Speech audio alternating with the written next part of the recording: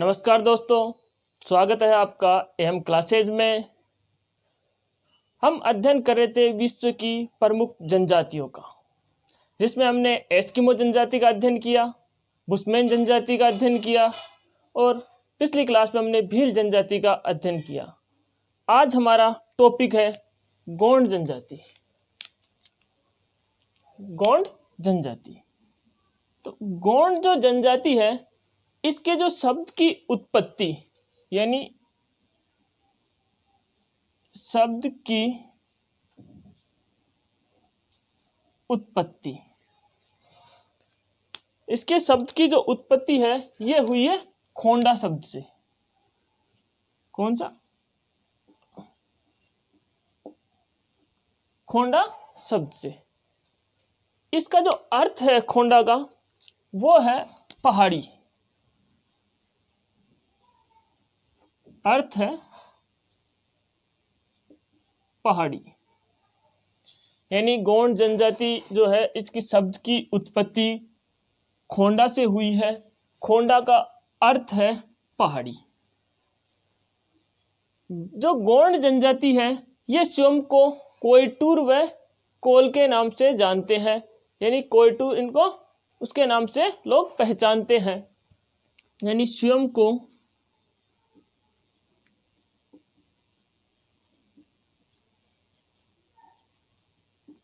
कोयटूर व कोल, ये इस प्रजाति का दूसरा नाम है या उपनाम है। अब हम बात करें कि 16वीं सदी से लेकर 18वीं सदी तक जो मध्य भारत है, उसके अंदर ये 4 इनके साम्राज्य थे जहां पर ये शासन किया था इन्होंने। यानी 16वीं सदी से 18वीं सदी तक भारत के मध्य 4 शासित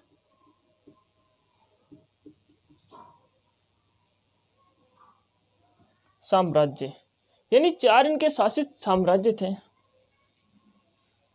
जिनमें पहला इसका जो साम्राज्य था वो था गढ़मांडला।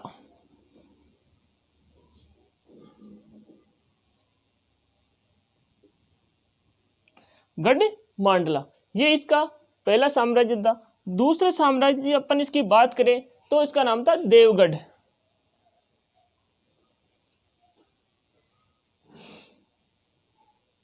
देवगढ़। फिर उसके बाद तीसरा साम्राज्य चांदा, और चौथा जो साम्राज्य था वो था खेड़ला।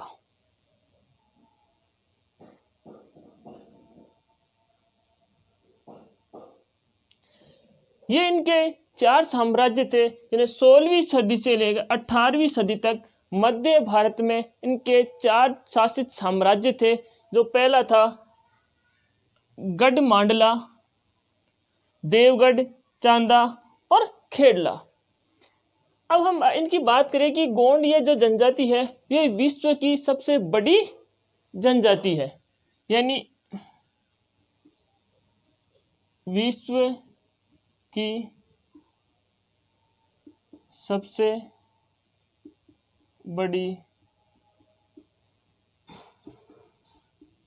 जनजाति समूह है।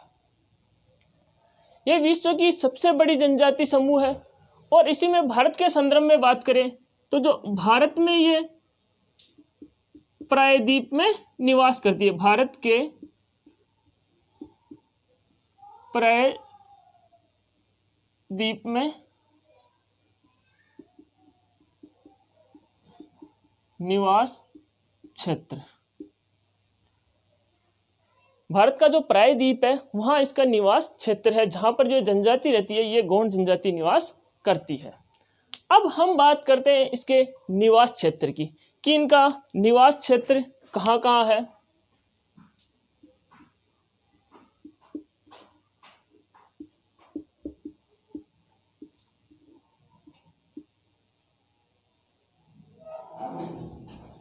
यानी ये भारत के अंदर कहाँ कहाँ पर ये जनजाति निवास करती है, किस किस राज्यों में ये जनजाति निवास करती है, और कौन सी ये पहाड़ी क्षेत्रों में, क्योंकि ये जनजाति रहती कहाँ है, पहाड़ी क्षेत्रों में। ये जनजाति दुर्गम और निर्जन क्षेत्रों में, ये पहाड़ी क्षेत्रों में निवास करती है। तो ये किन किन राज्यों में निवास करती है, किन किन पहाड़ियों में निवास करती है, और कौन सी नदियों के सहारे या उद्गम स्थान के पास ये निवास करती है। तो हम बात करते हैं इनके राज्यों की।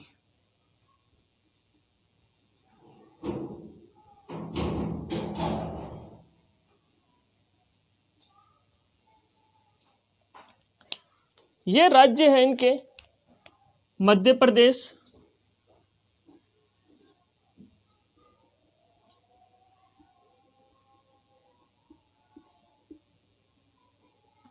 मध्य प्रदेश, मध्य प्रदेश के बाद में यह है छत्तीसगढ़,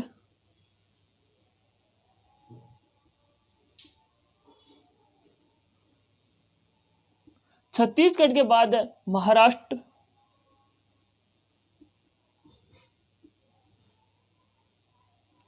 महाराष्ट्र के बाद में है तेलंगाना,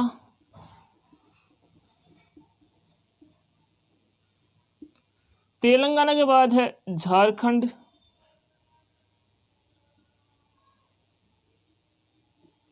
झारखंड के बाद ओडिशा,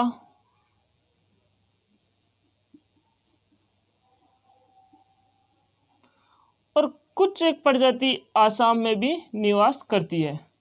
यानी कुछ छोटे क्षेत्र में आसाम में भी ये गौड़ जनजाति निवास करती है। तो ये राज्यों में निवास करती है मध्य प्रदेश, छत्तीसगढ़, महाराष्ट्र, तेलंगाना, झारखंड, ओडिशा और आसाम। इन राज्यों में जनजाति निवास करती है। अब हम बात करते हैं कि कौन कौन से पहाड़ियों में निवास करती है। तो पहाड़ी क्षेत्र कौन कौन से हैं? पहाड़ी क्षेत्र, पहाड़ी क्षेत्र इनका है सतपुड़ा,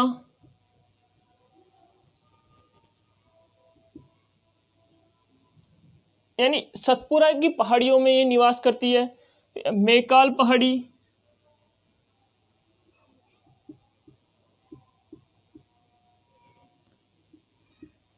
सतपुड़ा के बाद में मैकाल पहाड़ियों में निवास करती है।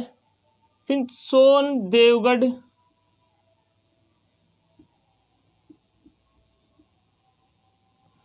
यानी जो सोन देवगढ़ का जो उच्च भूमि क्षेत्र है,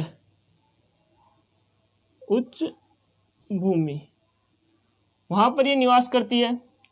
उसके बाद ये निवास करती है बस्तर का पठार,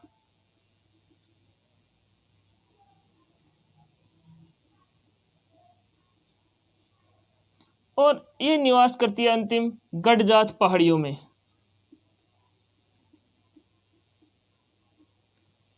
ये थे इनके पहाड़ी क्षेत्र। सतपुड़ा की पहाड़ियों में ये निवास करती है, मैकाल की पहाड़ियों में, सोन देवगढ़ यानी यहाँ की उच्च भूमि क्षेत्र में निवास करती है, बस्तर की पहाड़ी और गडजात पहाड़ी। अब हम बात करते हैं इसकी नदियों के बारे में,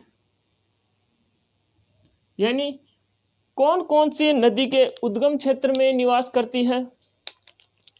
तो ये निवास करती है नर्मदा, ताप्ती,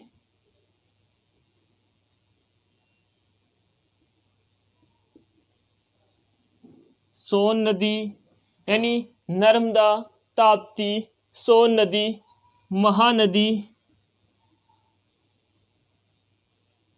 और गोदावरी नदी।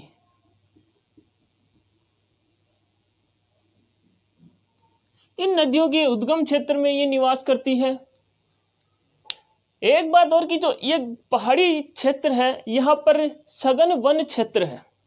ये सघन वन क्षेत्र होने के कारण यहाँ पर जो ग्रीष्म काल है, वहाँ का जो तापमान है, ग्रीष्म काल का तापमान 40 डिग्री सेंटीग्रेड तक हो जाता है। जो सघन पहाड़ी क्षेत्र है, वन क्षेत्र है, वहाँ का जो तापमान है 40 डिग्री सेंटीग्रेड तक हो जाता है। और औसत वार्षिक वर्षा की बात करें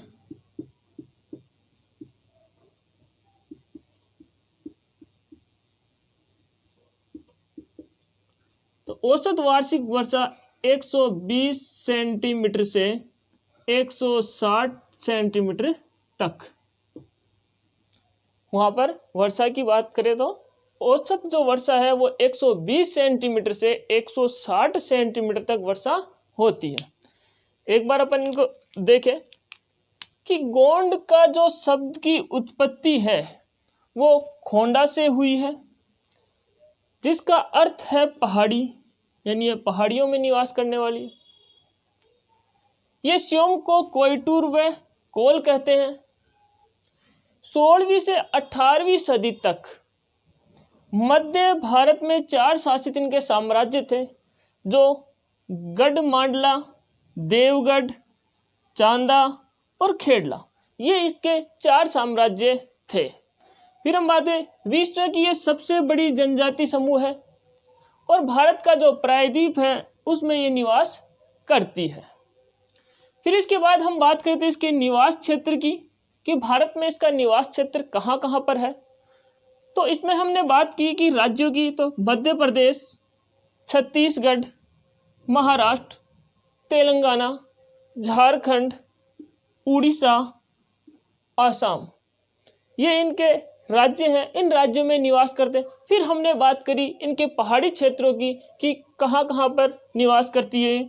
सतपुड़ा की पहाड़ियों में ये निवास करती है। फिर उसके बाद मैकाल की पहाड़ी, सोन देवगढ़ की उच्च भूमि क्षेत्र, बस्तर का पठार और गढ़जात की पहाड़ियाँ, ये इनकी निवास स्थान की पहाड़ियाँ हैं, वहाँ पर ये निवास करती है।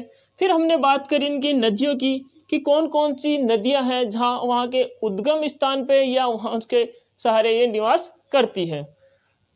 नर्मदा नदी, ताप्ती नदी, सोन, महानदी और गोदावरी नदी, ये नदियाँ हैं जिनके सहारे गोंड जनजाति निवास करती है। फिर हमने बात करी कि यहाँ पर जो ये क्षेत्र है वहाँ पर सघन वन क्षेत्र है, जिस कारण यहाँ ग्रीष्म काल का जो तापमान है 40 डिग्री सेंटीग्रेड तक पहुँच जाता है। और यहाँ की जो औसत वार्षिक वर्षा है वो 120 सेंटीमीटर से 160 सेंटीमीटर तक होती है। अब हम बात करते हैं गोंड जनजाति के समाज व संस्कृति की, कि गोंड जनजाति किस प्रकार के समाज में निवास करती है और उनकी किस प्रकार की संस्कृति है। तो गोंड जनजाति पितृसत्तात्मक समाज है, यानी परिवार का जो मुखिया होता है वो पिता होता है और पिता के खत्म होने के बाद या उसकी मृत्यु होने के बाद उनके बेटों में उनकी संपत्ति का बंटवारा कर दिया जाता है। फिर हम बात करें कि यहाँ का जो परिवार का बुजुर्ग होता है पुरुष, वो उसका मुखिया होता है, यानी जो उम्र दराज पुरुष होगा वो परिवार का मुखिया होता है। फिर हम बात करें गोंड जनजाति में विवाह की, तो विवाह यहाँ पर सेवा विवाह है, यानी सेवा करके विवाह है।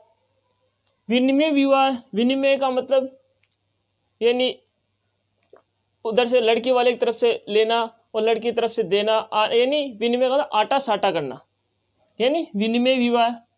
हरण विवाह, हरण का मतलब अपहरण करके विवाह करना। और विधवा विवाह, यानी यहाँ पर विधवा विवाह, इनका सभी का यहाँ पर प्रचलन देखने को मिलता है।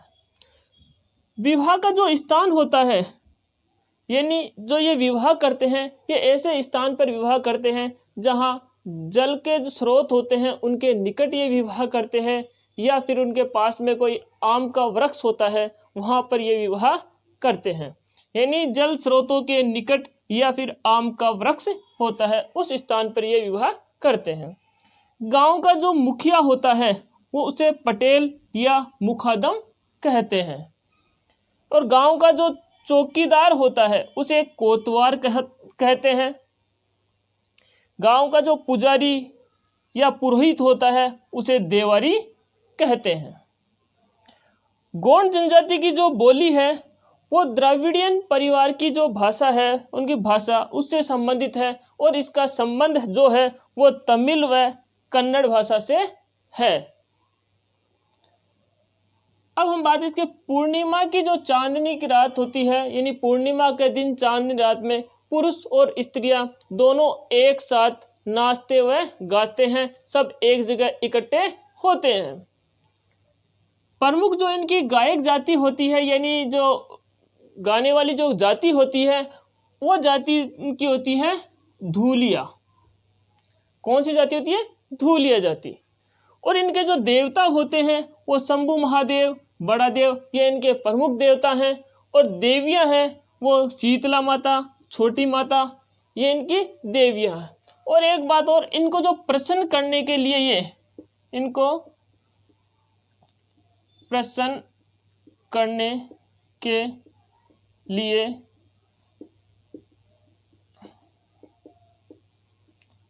भेड़ बकरियों की बलि देते हैं।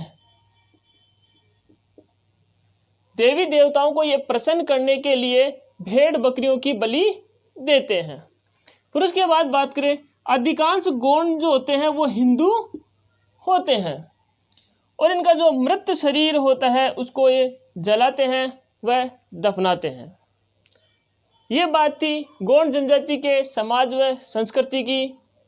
आगे इनकी चर्चा नेक्स्ट क्लास में करेंगे। बाकी जो टॉपिक बच गया है उनकी, आपसे उम्मीद है क्लास पसंद आई होगी। ज़्यादा से ज़्यादा इसे लाइक करें, शेयर करें और सब्सक्राइब करें। Thank you.